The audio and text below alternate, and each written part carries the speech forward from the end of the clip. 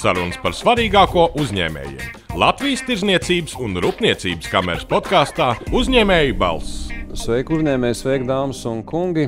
Ar šo sākās arī Uzņēmēju balss LTRK podkāsts. Un mani sauc Jānis Enziņš, esmu LTRK valdes priekšsēdētājs.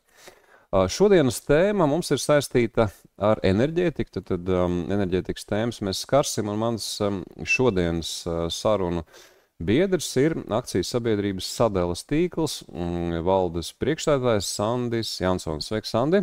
Sveicināts!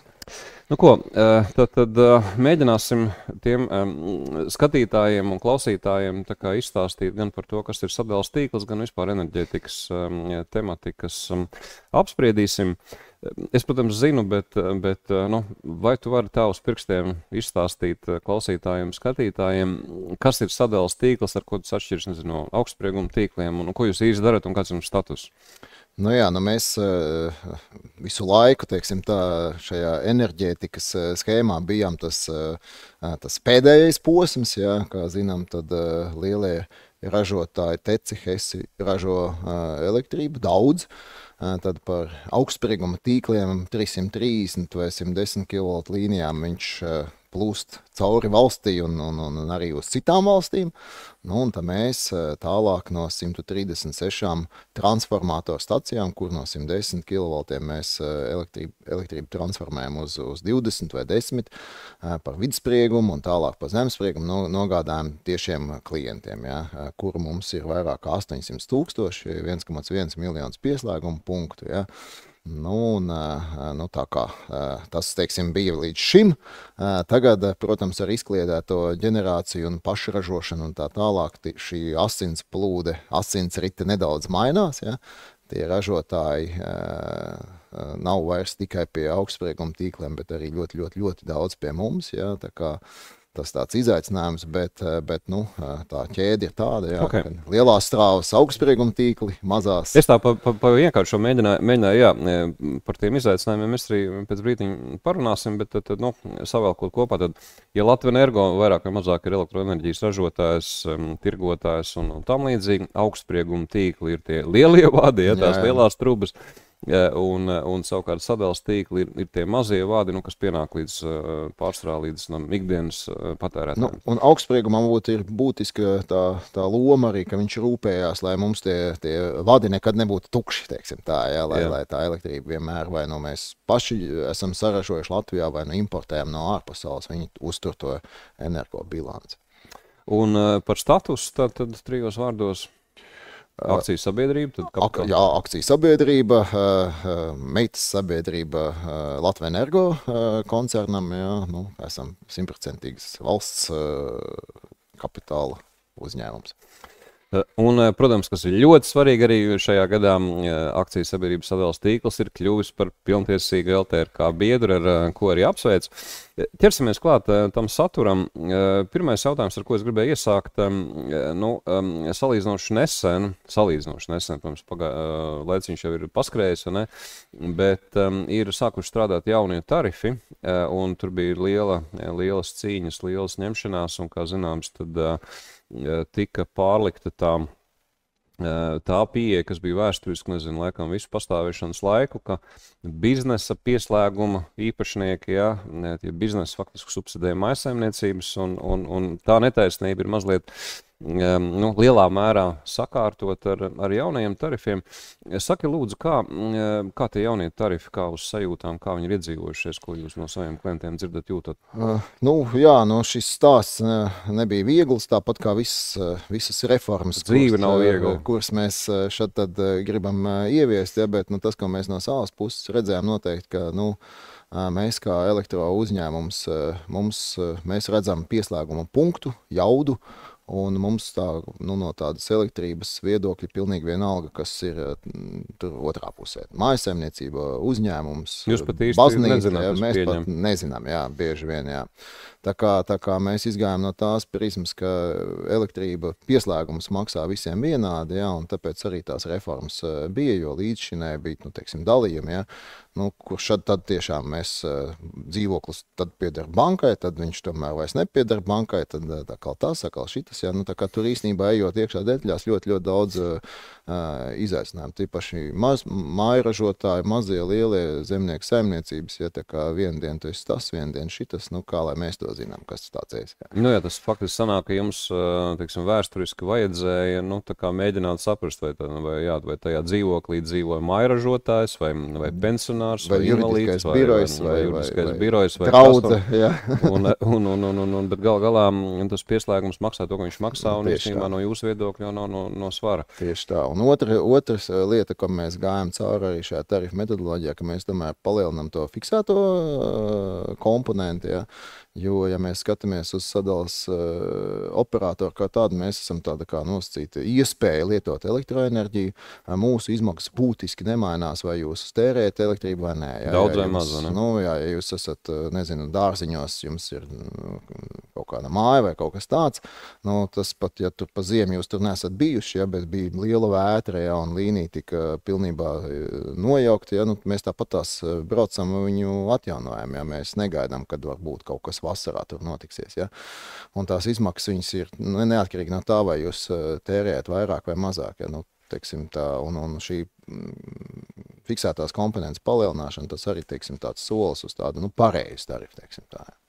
Un tas, ko mēs redzējām, protams, ir tas, ka mājsaimniecības pārskatīja savus pieslēguma jaudas, vairāk nekā 30,000 samazināja pieslēguma jaudas, kas no vienas puses ir laba lieta, jo ja iepriekš mēs sēdējām un neizmantojām šo jaudu, un teiksim, ja tur kaimiņš gribēja jaunu pieslēgumu vai kāds uzņēmums, mēs teicām, ka, ziniet, bet teorētiski līnija ir pilna, ja? Praktiski nē, bet, ja vienā dienā mēs jau nezinām, vai kāds izmantos vai nē, ja? Tā kā tad šī attīstība bija ierobežota. Ja? Ar šo samazināšanu, jaudu samazināšanu tīkls tomēr atslogojās un ir iespēja, teiksim, pa samazinātām izmaksām pieslēgt jaunas klientus. Pieķersimies tagad elektroenerģijas tādai nākotnes skatam, un kā zināms, tad arī šogad, ja nemaldos līdz jūlijam, arī Klimata enerģētikas ministrija tapinās stratēģiju vidējam termiņam, tad būs stratēģija garākam termiņam. Bet kāds ir tavs redzējums, un jūsu arī kopējās varbūt prognozes, cik vispār Latvijai elektroenerģijas būs nepieciešams, pārskatāmā nākotnē, samazināsies, paliks tāpat, palielināsies, ja palielināsies, tad par cik tās vajadzības? Jā, ne mēs vieni prognozējam, ka kopējais elektroenerģijas patēriņš tuvākajos gados tikai augs. Jā, tu faktiski saka, visas Eiropas institūcijas, kas enerģētikas biznesā darbojās, jā, prognozes dažādas, tur nākošos 10 gados no 30 līdz 50%, jā, tā kā tās ekspektācijas ir lielas. Kāpēc? Tāpēc, ka elektroenerģija ir zaļās enerģijas pārvadītājs. Ja? Faktiski visa zaļā enerģija beigās, kā teikt, pārveidojās elektroenerģijā, un tāpēc arī šis gala patēriņš auga. Kāpēc? Arī cenas faktors droši vien, ja tā cena ir, jo viņi ir mazāk, viņi vairāk arī vērtīgi. Protams. Un tā kā tas ir tas, kam jānāk, šodien tas vēl varbūt nav, teiksim, tā tik izteikti, ja. Protams, mēs redzam elektrifikācijas, kas notiek, tajā pašā laikā arī ļoti daudz skatās uz efektivitāti, uz siltināšanām un tā tālāk, kas no vienas puses tā kā ņem šo energoresursu patēriņu nostīm, otrs arī ir pašpatērētāji, bet pašražotāji, kas ražo savam pašpatēriņam, kas tā kā iet garām mūsu tam redzeslokam, ja. Bet, ja mēs teiksim tā, pieskaitām, cik viņi paši patērētu un neņem no tīkla, tā kā tie cipari jau sāk jau veidoties tādu pozitīvu tendenci. Īstenībā daudzās tēmās, diemžēl tā situācija ir tāda, ka mēs varam pastīties, kas Igaunijā notiek šodien, un tad mēs varam redzēt, kas gaida Latviju pēc kaut kāda zinām laika, un kā zināms arī šajā jomā. neraugoties uz to, ka iedzīvotāji, principā ir mazāk Igaunijā, tas elektroenerģijas patēriņš ir lielāks, es saprotu, nekā pat Latvijā. Igaunija ļoti labs piemērs. Mēs tiešām priecājamies, ka tu viņu pieminēji, jo patēriņa ziņā, jā, tiešām Igaunijā nemaldos vairāk nekā 7 terawatstundas patēra elektroenerģiju, lai gan, tā kā iedzīvotāji mazāk, valsts mazāk, Latvija 6,4 kaut kas tam līdzīgs, jā. Tā kā tur šis patēriņš ir lielāks, bet es negribētu iet Igaunijas ceļu, jo, ja mēs skatāmies sadalas operatoru, kā viņš darbojās Latvijā un Igaunijā, ja, tad, teiksim, pagājušajā gadā, ja mums vidēji viens klients bija 250 minūtes bez elektrības gadā, tad Igaunijā šis skaitlis bija virs 500. Šo salīdzinājumu varbūt pietaupīsim mazliet vēlākam. Es vairāk par to paliekam pie tās sadaļas par to, cik mums vajadzēs to elektrību nākotnē. Tad, Igauņi šobrīd patērē vairāk. Tas nozīmē, ticam arī mēs patērēsim vairāk 30–50% nākotnē 10 gados. Tas ir prognozes, kurām ticam. Jā, un otrs ir droši vien par šo enerģētisko politiku un vīziju un stratēģiju. Ja, būtiski ir visus šos potenciālos attīstības virzienus likt kopā. Ja. Mēs redzam, ka transports elektrificējās. Mums ir jāsaprot, kur viņš mums elektrificēsies, kur mums ir jābūvē jaunas jaudas, jaunas apakšstacijas un tā tālāk un tā joprojām. Šim slānim jāliek virsū, pieņemsim, potenciālā siltumapgādes elektrifikācija. Ja mēs ļoti aktīvi tagad sākam sadarboties ar centrālās siltumapgādes asociāciju, ja, kuri, teiksim, arī plāno elektroenerģiju kā vienu no siltuma ražojošiem, teiksim, elementiem. Ja, un šīs jaudas ļoti ātri var pieaugt. Jā, teiksim, tāds normāls reģionālais centrālās apkures uzņēmums ievieš elektroapkuri, jā, šīs jaudas ir megavatos uzreiz. Jā. Un jāsaprot ir tas, kā valstiski mēs šo elektroenerģijas patēriņu veicinām, virzam un kur. Ja, jo šeit stāsts par vidējo temperatūras slimnīcā nestrādā, jo, ja aucē, pieņemsim, jaudas ir vairāk nekā vajag, tad pieņemsim, Mārupē sāk pietrūkt. Ja. Mārup nav sliktākais variants, tur ir jauna apakšstacība, bet, es no Mārupas esmu tagad, kas tur to Mārupu ir? Neuztraucies, Mārupē viss ir kārtībā, bet, pieņemsim,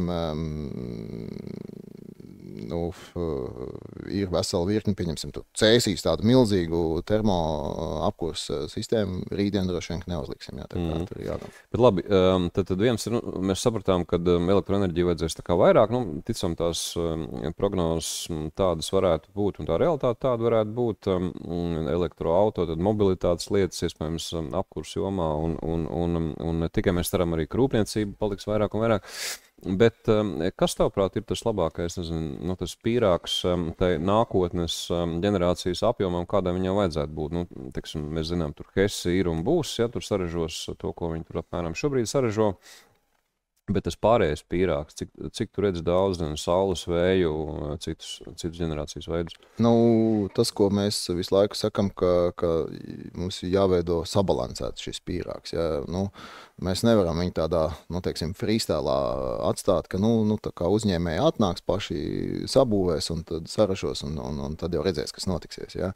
Tas, ko mēs redzam, kad, pēc gada saules mums būs tik daudz kā nekad, saules enerģijas, es domāju, ja, mums ir ļoti, ļoti daudz parki jau ir nodoti. Mums ir nodoti tīklā vairāk nekā 450 megavatiem jau jaudas ar saules ģenerāciju, vēl tikpat būvējās.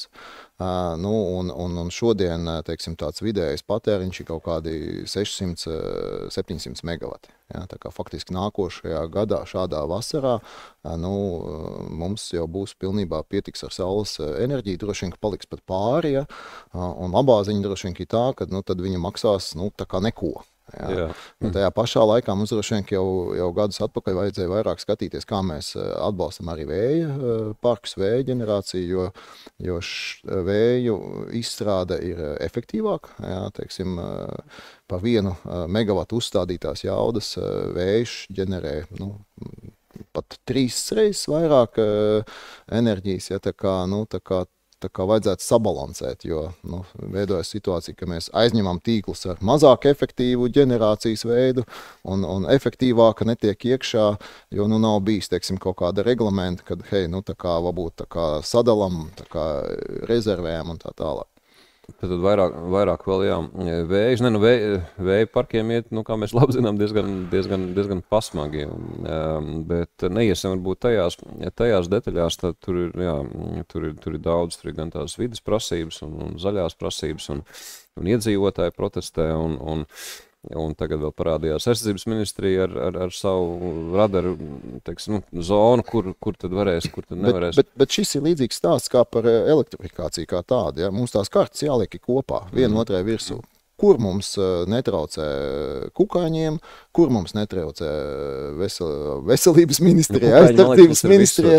Jā, un tad mēs sabiedrībā vienojamies un sakam, ka šeit izskatās, ka konsensusam netraucē, tad arī šeit, kā saka, klasiķi gāzi grīdā un uz priekšu. Tad labi, par to ģenerāciju, tad es saprotu, ka no tevis teiktā, ka tas, kur ir jāpieliek būtiski, ir drīzāk vējš. Jā, vismaz pārskatāmā nākotnē. Nerunāsim par atomu un tādām lietām, tā ir stipri tālu nākotne, bet es saprotu, to mēs vēl pēc zinām laika. Ņemot vērā tad šo te izklaidēto ģenerāciju, tad, ka ražo elektrību dažādās vietās, tas ir diezgan liels izaicinājums pieņem jums, jo kaut kur te elektrībai tā kā jāskrien. Kā jūs ar to nākotnes bildi redzat tik kārtīgi? Tas, ko mēs esam, kā teikt, saviem klientiem, gan patērētājiem, gan ražotājiem apsolījuši, ir tas, ka šī jauda, ko jūs vai gribat saražot un nodot tīklā vai patērēt, jums būs. Un pie tā mēs arī turamies, tāpēc tehniskie noteikumi gan priekš patēriņa, gan priekš ražošanas tiek rūpīgi izvērtēti tā, lai tīkls šīs jaudas varētu pieņemt pretim. Protams, ikdienā veidojas situācijas gan ar bojājumiem, gan arī ar remonta darbiem, kad, teiksim, līdzīgi kā uz ceļa, viena josla ir remontā, otrā jāpārvietojas uz otru un veidoties var kaut kādi sastrēgumi, tas tieši uz ģenerāciju attiecās, bet tās ir tādas marginālas lietas, ja?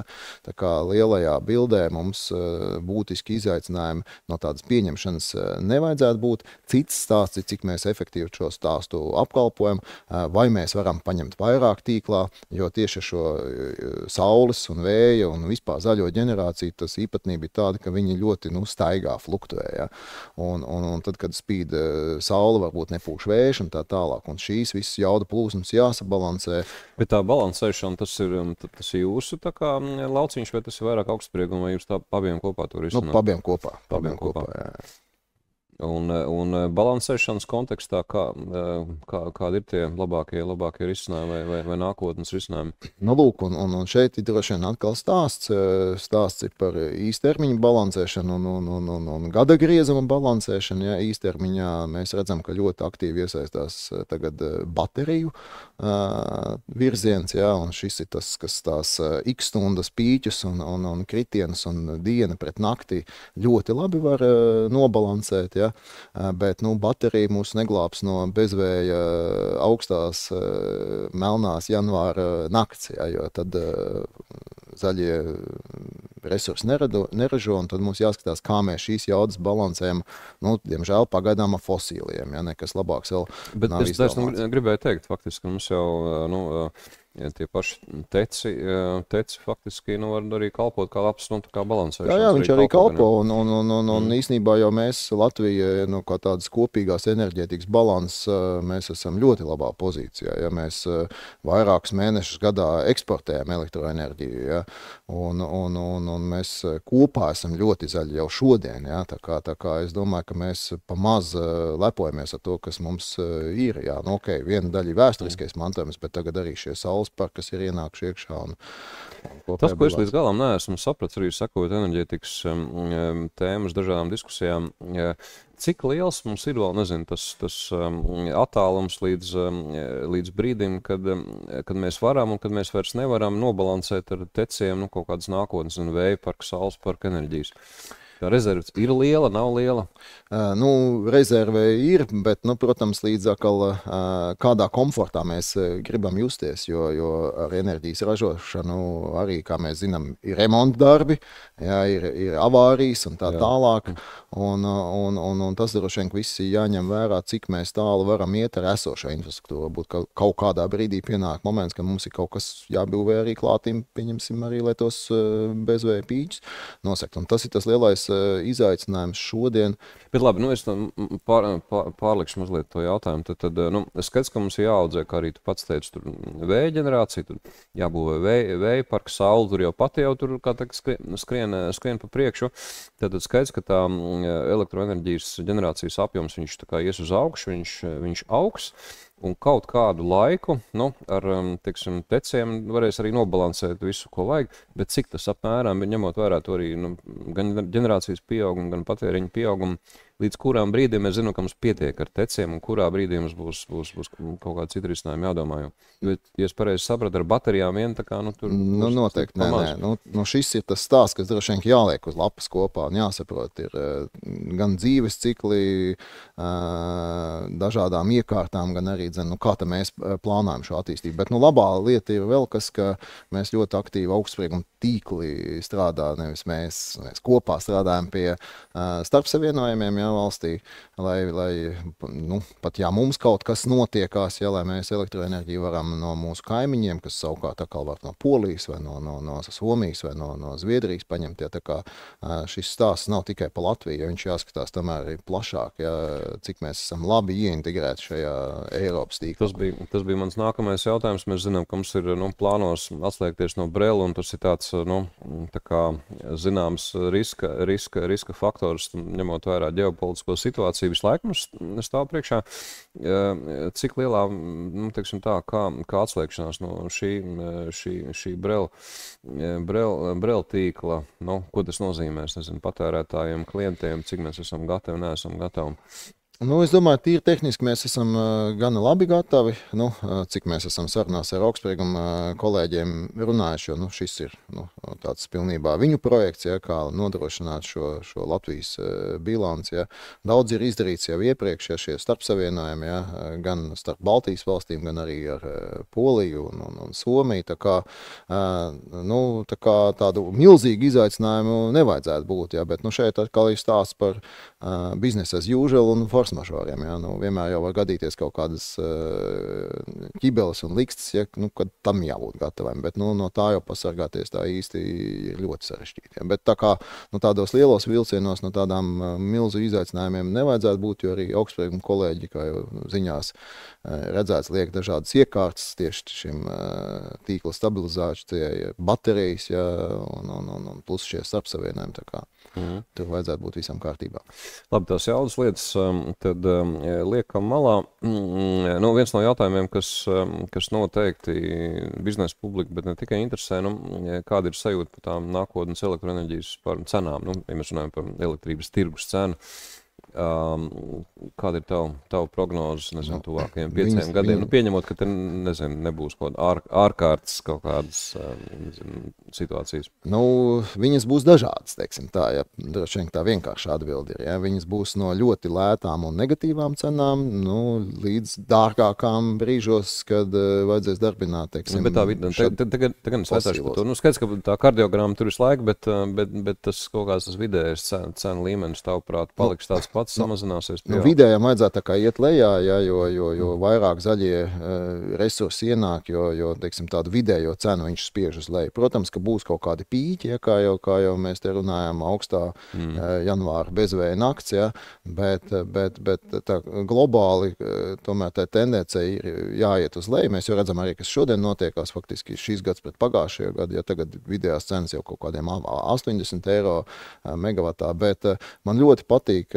skatīties šīs biržas cenas, tur nevajag nekādu gadu analīzi, un tā vienkārši atver dienas spota cenu, un tad, kā tu teici, kardiogramma, viņa parāda, ka dienas laikā šī cena nosvārstās par no 0 līdz 150 eiro par megavatstundu. Ja, tā kā, tā dinamika ir milzīga. Un šeit droši vien uzņēmējiem jāskatās, kā es varbūt, vai man ir izdevīgi pielāgoties šīm fluktuācijām, ja, vai man ir izdevīgi sēdēt spot cenā, vai man ir izdevīgi fiksēties. Ja.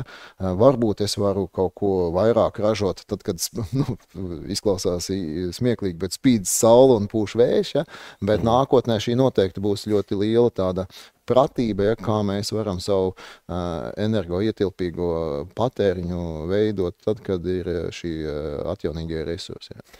Es skatījos, kad mēnesi atpakaļ arī augstsprieguma tīklu to bildi par tirgus cenām, tad pagājušā gadā pieaugums ar negatīvām elektroenerģijas likmēm Nordpūlā bija, pret iepriekšējo gadu bija, ja nemaldos, 750%. Un šis gads, kad līdz laikam es pēdējo skatījos, neatminos janvārs līdz marts varbūt pat janvārs, februārs, un jau bija pieaugums pret iepriekšējo gadu, kad bija 750% pieaugums, vēl bija 35%, un vēl vasara tā kā ar visām saulēm, viss vēl nav sākusies. Kas nozīmē, ka tā negatīvā elektroenerģijas cenas, tas, teiksim, stundu skaits paliek lielāks. Un jautājums ir, kā tu redzi, kaut kādā brīdī, tur viens otrs varbūt ar tām savām zaļajām investīcijām var iebersties, es atvainojos par žargonu, kad, jā. Tāpēc droši vien, kad ir labi arī mums tā kā valstiski nolikt kaut kādas tādas kā mērķis un sapratnē, kad, teiksim, tur gigavats saules ir vairāk nevajag, pieņemsim, ja, un 2 gigavatu vēji tuvākajā nākotnē arī ir tas, ko mums vajag, nevis vairāk, ja. Skaidrs ir, ka mēs varam domāt par kaut kādiem eksportiem tad, kad ir spēcīgi starpsavienojumi. Šodien tādi nav. Baltijas valstis visas grib likt. Visiem plāni ir, jā, mēs ražosim vairāk nekā vajag un eksportēsim. Tieši tā. Un tas pats notiekās arī tur citās valstīs. Jā. Tā kā droši vien, ka tāpēc ir pareizi skatīties tas, kas ir mums nepieciešams primāri un, teiksim, iedot tādu nosacītu, vai tādu vīziju vai ceļamaizi, ja, kad skatāmies uz šiem skaitļiem, neskrienam varbūt šodien ar galvu sienā, ja, jo pēc tam būs jautājums, kur tad to visu likt. Jā. Tā kā, tas droši vien par šo stratēģiju, vīziju, kur tad mums vajag iet, un tad arī mēs balansējam visas tās pārējās mūsu aktualitātes. Tīkla atbilstību, jā, teiksim, stiprināt, ierobežot vai kā. Jā. Redzot tos projektus un tos pieteikumus pieslēgumiem un pieslēdzot un tam līdzīgi, kāda ir tava prognoze apmēram, kurā brīdī mēs tā kā de facto nofiksēsim, ka mēs esam šajā gadā saražojuši tikpat daudz elektrības, kā mums Latvijā vajadzēja? Tas brīdis galīgi nav tāli. Manuprāt, pagājušajā gadā mēs bijām, ja nemaldos, pie 70%. Jā. Protams, ka tur ir... Bet galīgi nav tāli, ok, bet es teiktu pāris vēja parki un mēs esam tur. Jā. Mēs redzam arī ar to sauli, ja, kas nāk iekšā, ja šī varbūt viņa ir jaudu izteiksmē, tajā momentāli jaudu izteiksmē liela, bet viņa tajā kopējā bilancē nedod tik daudz, tāpēc, ka tad, kad saules tā izstrādes procents ir nedaudz virs 10, ja, tā kā tā efekta tajā kopējā bilancē nedod tik daudz, bet katrs piliens ir, nāk klātīm, ja, tā kā, un jā, pāris liela parka. Vēl paturpinot mazliet tādā nākotnē mēģinot ieskatīties, tad, ja mēs redzam, ka tās negatīvās elektroenerģijas cenas stundas paliek vairāk un vairāk, dabiski, kad arvien vairāk un vairāk parādās dažādas idejas un projekti, ko darīt un kā izmantot teiksim, šos te brīžus. Viens ir tas, ko tu saki, varbūt es tajā laikā varu pats vairāk ražot vai kā, bet vēl viens virziens ir no tā pārpalikuma, tā kā mēģināt kaut ko iegūt, ja? Vai tas ir tur ūdeņi radīt, tur pārtaisīt, un tad kaut kādā veidā uzkrāt un kaut ko ar šito darīt, un nezinu, tie varianti un risinājumi arī ir daudz. Kā tu redzi, kā šī niša un šīs iespējas attīstīsies, jo tas vienkārši dabiski būs? ja mēs redzam to pieaugumu 750% bezmaksas, nu, tā kā negatīvas likmes, ja, ja tas trends tā turpināsies, un tas skaidrs, ka šie projekti paliks ļoti interesanti. Kā es varu pieglabāt, vai izmantot to elektrību, jo nezinu, lai ražot. Kā tu redzi, kā šis virziens aizies? Viņš jau iet, jā, ļoti liela interese ir gan industriālā līmenī, teiksim, tāds mazāk, ceļš uz mājasēmniecībām, kas attiecās, bija saules paneļu bums, bateriju bums tur vēl nav, jo mums ir neto uzskaitas sistēma, kur nav īsti jēgas tev viņu uzglabāt, jo virtuālais tīkls uzglabāt. Bet tur koriģējās, laikam tas atbalsta programma, viņa vairs nav pēc megavatiem, bet pēc eiro, ja es pareizi sapratu. Jā, jaunā neto norēķina sistēma, jā, ir tāds brīvais tirgs, teiksim tā, jā, saražo tāda šokolāde vairs nav tā kā bija. Jā.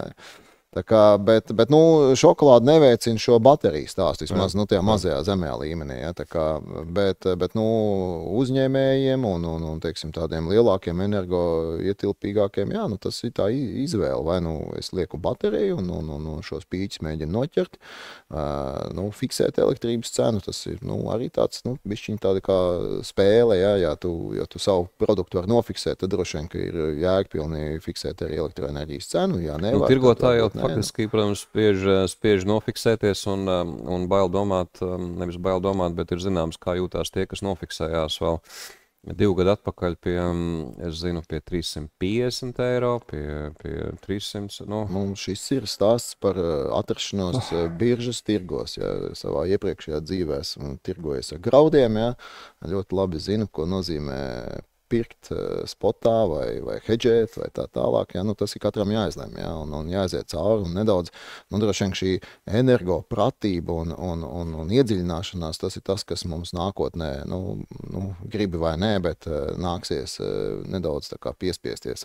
To gan viss izmācīja tā iepriekš energokrīze, kad bija, kas saprata, ka arī tie, kuriem tā elektrības, teiksim, izmaksu apjoms kopējā tajā izmaksu grozā bija maziņš, un tad pat neiedziļinājās par energoefektivitāti un vēl kaut ko. Tad ieraudzīja tur tās ārprāt cenas, kas tur bija vienā brīdī, tad viss sāka kļūt par enerģētikas ekspertiem, piespiedu kārtā.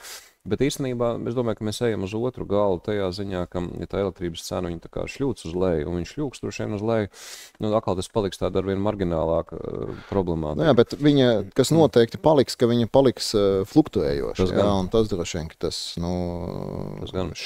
Pabeidzot varbūt šo sadaļu, kā tu redzi, kas tavuprāt izšaus vislabāk tādā elektrības uzglabāšanas virzienā, cik daudz, baterijas, ūdeņradis, vēl kaut kas? Baterijas ir šis nosacīti lētākais īstermiņa risinājums. Domāju, ka viņas jau šauj, ja, un viņas būs, bet noteikti ir jāmanāk kaut kādam lielākam tādam spēlētājam, kas mums tomēr var šo vasara ziemā nodrošināt. Ja. Uz ūdeņradi viss skatās, bet tādi 100% droši prototipi tā kā ļoti lēni. Ja. Tas es atturēšos likmes likt šobrīd. Labi. Un tavuprāt, kas notiks dienā, kad beidzot būs tā kā uztaisīts ļoti labs, drošs, ūdeņraža risinājums, ka būs izdomāts, nopatentēts, sapratuši visi, ka šito var multiplicēt un ieviest. Kas tavuprāt notiks tajā brīdī ar elektroenerģijas tirgu un visu to situāciju? Kaut kādam cenu līmenim būs jānobalansējas, jānostabilizējas, ja, jo, protams, arī šo ūdeņradi ražot var pa kaut kādu cenu. Ja, pa ļoti dārgu cenu jau var šodien to darīt, ja, bet šim balansam būs jāiestājās. Ja, tur tas tiks jau vienkārši, kā tajā brīdī, kad ir negatīvas elektroenerģijas cenas, tad es ražoju ūdeņradi, un tagad cenas atkal normalizējās, tad es atkal ūdeņražu. Jā, bet ja mēs skatāmies, ka šodien tās cenas fluktuē no mīnus, 10 eiro pa megavatu līdz 300, 400, 500 eiro, tā atbild ļoti vienkārši, ka būs kaut kur pa viduc, jā. Okay. Labi, par enerģētikas to kopējo bildu un nākotni parunājam. Tagad atgriežamies varbūt pie sadales tīkla un uzņēmēju tāda tiešākas sadarbības un jūsu pakalpojumu sadaļas. Nu, tā lielā svētku diena, es teiktu, laikam 1. maijs, vai ne, kad beidzot tie, kas varbūt nezinu, no 1. maija tad šie pieslēguma izmaksas 50% apmērā tiek sekts no sadalstīklu līdzekļiem. Līdz tam faktiski viss bija uz uzņēmēju pleciem. Varbūt 3 vārdos par šo. Jā, mēs atkal skatāmies, kas notiekās Baltijas valstīs, jo mēs Latvijā saprotam to, ka gan tarifu stāsts, gan viss pārējais, lai Latvijā būtu lēti un labi dzīvot, ir atkarīgs no uzņēmējiem. Ja? Jo gan beigās medicīnu, gan aizsardzību un viss pārējos, neviens cits nefinansē kā uzņēmēji no saviem nomaksātiem nodokļiem. Ja? Un tāpēc, protams, ka es teiktu, valstī visiem jāsadodās rokās un jāmēģina rast risinājumu, lai uzņēmēju darbības vide būtu pēc iespējas labāk. Šito vajadzētu izgriezt un laist katru dienu pirms panorāmas un pēc panorāmas. Ja? Mēs īstenībā cenšamies sadals tīklos to darīt, ja? un proponēt, jo mēs jau redzam arī pēc saviem datiem. Ja uzņēmē darbība attīstās, elektroenerģijas patēriņš aug, ja? Katra nākošā kilovatstunda pārvadei sadalē būs lētāk. Patiesībā jau Igaunijā tā atbilde ir tieši tāda. Viņiem tā ekonomika griežās daudz labāk, līdz ar to arī pagaidām. Patiesībā. Jā, bet un tad mēs redzējām, kas notiekās, teiksim, Baltijas valstīs.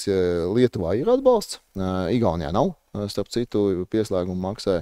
Mēs gribam līdzināties labākiem, tāpēc arī ieviesam šo 50% līdzfinansējumu. Mēs redzam, ja pieslēgumi nāk, ja patēriņš veidojās, kopējā tarifa ieņēmumi palielinās, un tad katra vidējais līmenis krītās. Ja. Tā kā tas arī mūsu interesēs ir panākt to, lai nāktu vairāk ražotāji, patērētāji, un šī elektrifikācija iet uz priekšu. Tā kā prieks, ka šo stāstu iedzīvinājām. Varbūt es pats nāku no uzņēmēja vides, un man tā kā brīžiem liekas, ka kā mēs varam šīs lietas tik ilgi kārtot, jo šie 50% atlaidi vai sadals tīkls līdzfinansējumu mēs mēģinām ieviest jau pusotru gadu apmēram. Ja? Tā kā privātā uzņēmumā prasīt, vai mēs varam iedot atlaidi kādam, teikt, rītdien.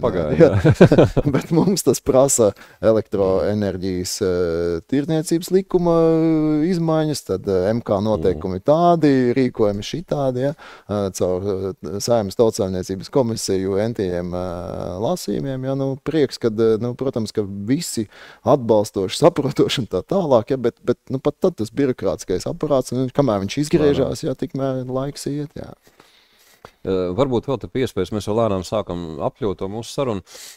Varbūt vēl kādu, nākotnes plāni vai citi jaunumi attiecībā uz biznesa publiku? Mēs, kā jau teicu, tas viens uzsvars ir tas, ka mēs gribam būt uzņēmējiem un tie, kas vēlās elektrificēties un patērēt elektrību pēc iespējas draudzīgāk, ja, skatāmies, lai mūsu pieslēgumi būtu gana, teiksim, ātri šīs līnijas pieslēgtu un arī saprotamā procesā un tā tālāk, bet mēs skatāmies arī uz citām lietām, kad, dažādi pakalpojumi, un pakalpojumi, es domāju, kaut kādas lietas, kas jūsu dzīvi padara vieglāku. Viens no tiem ir M2M pakalpojums, kur lielāki uzņēmumi, kam, 50 plus objekti ir, mēs piedāvājam datus no mašīnas uz mašīnu, ja, ka, jūs tā kā faktiski gan arī online varat redzēt, kā jums veidojās šie patēriņi, kur kaut kas aizgājis uz augšu, kaut kas uz leju analizēt, ja, mums jau tur ir ļoti daudz klienti jau to izmanto, ja. Mēs veidojam arī esam pabeiguši savu viedizāciju, viedos skaitītājos Latvijā mēs palīdzam arī uzņēmējiem, kam, ir tur, apakšlietotāji, atkal kaut kādu 50 un vairāk mēs varam iet un viedizēt jūsu apakšlietotājus, ieviest viedās uzskaitas, sākot no skaitītājiem, beigās ar IT sistēmām, ja. Un, protams, skatāmies arī dažādas lietas, kur mēs varētu kaut kādas sinerģijas veidot un uzņēmumus augt arī, citās jomās, un arī, viena acs, tāda neliela eksporta lietas, gan pakalpojumos, gan servisos, ja. Mums ir, pieņemsim, tāda interesants pasākums, kā sprieguma aktīvie darbi vidējā sprieguma līnijās, ko daram vienīgie Baltijā, ja.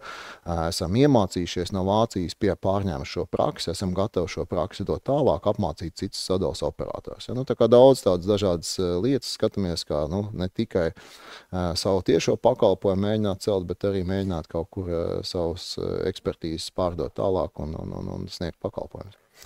Un visu beidzot, es tev pārtraucu mazliet pusvārdā tajā brīdī, kad tu salīdzinājies ar Lietuvu Igauniju. Jums tā salīdzināšanās visu laiku ir. Mēs tur sakam, ekonomika mums tur nav tik ātra kā Lietuvā, Igaunijā. Un daudzās tēmās tiešām mēs atpaliekam. Sadales tīkls, kā viņš izstāsta kontekstā ar Lietuvas, Igaunijas kolēģiem? Pirmkārt jau tarifi izskatās ļoti labi uzņēmējiem. Faktiski no šīm mūsu tām reorganizācijām tarifi palikuši ļoti, ļoti konkurētspējīgi. Es, protams, zinu, bet es pieņemu, ka neviens otrs klausītājs varbūt nezinu 3 vārdos par šo te jūsu, nezinu, ne reorganizācijas, bet optimizācijas projektu. Varbūt pastāst, ko jūs izdarījāt. Tas bija iepriekš, kāpēc mēs, varējām arī tik ilgi necelt tarifus un izmaksas bija, ka mēs 5 gadu laikā esam izgājuši ļoti tādai smagai efektivizācijas programmai cauri, pārskatījām savus procesus, iepriekš, investīcijas tīklā bija samazinājuši bojājumu skaitu un dažādas citas lietas. Šī paša viedizācija viedajos skaitītājus mums deva iespējas gan samazināt savas tehniskās bāzes visā Latvijā uz pusi, jo mēs sapratām, ka pie katra staba montieru vairs nevajag turēt, tā kā tur diezgan daudz ietaupījām. Plus visi šie viedie skaitītāji nozīmē, ka tev vairs nevajag braukt, pieslēgt, atslēgt klientu, to var izdarīt attālināti, nevajag pārbaudīt, vai viņš ir pareizi nolasījis vai nepareizi, vai čiepis elektrību vai nē, tā kā visu šo viedizāciju un efektivizāciju un investīciju rezultātā mēs samazinājām mūsu darbinieku skaitu pa 3/3. Un faktiski arī pie 40 miljoniem tas deva pozitīvu ietekmi mūsu izmaksu samazināšanā. Tā kā tādam lielam stāstam esam izgājuši cauri, bet no to neapstājamies, skatāmies, tādos nebeidzamos pilnveidēs, jo redzam, ka ārējā vidē šie viedie risinājumi, viedizācijas iet uz priekšu, un mēs arī esam tur ļoti iekšā, lai arī optimizētos tālāk. Un runājot par Igauniju, Lietuvu, mēs viens papildus vēl eksporta produkts, ja tā varētu teikt, ir braukt palīgā mūsu igauņu kaimiņiem, palīdzēt, ja viņiem notiek kaut kādas lielākas vētras vai kas. Pagājušajā gadā 2 reizes bijām palīgā, un tur varbūt viņi ir aizgājuši pa daudz tālu šajā optimizācijas stāstā, ka faktiski viņiem vairs nav pašiem savu montieru un tehniskais personāls, viss tiek outsourcēts, un outsourcā mēdz būt dažādi. Ja?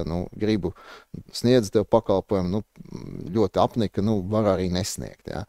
Un tad bija pagājušajā ceļš decembrī bija situācija, ka mūsu montieru brigādes 2 faktiski nedēļu nodzīvoja pa Igauniju, ja? Novērsa tur bojājumus un palīdzējām Igauniem. Tā kā cenšamies būt gan efektīvi, gan uzņēmējiem draudzīgi, gan arī kaimiņiem palīdzēt. Forši. Es domāju, ar šo arī varam noslēgt mūsu sarunu.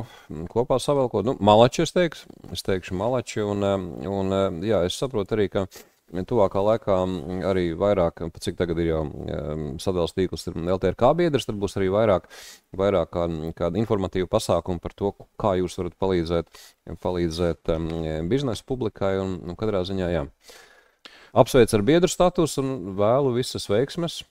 Tālākā darbībā. Un mēs no savas puses apņemamies darīt visu iespējamo un šo tad neiespējamo, lai Latvijas uzņēmēji varētu droši ražot, nedomāt par to, vai viņiem būs vai nebūs elektroenerģija. Tā kā esam vienā laivā un cerams, ka mums visiem kopā izdosies.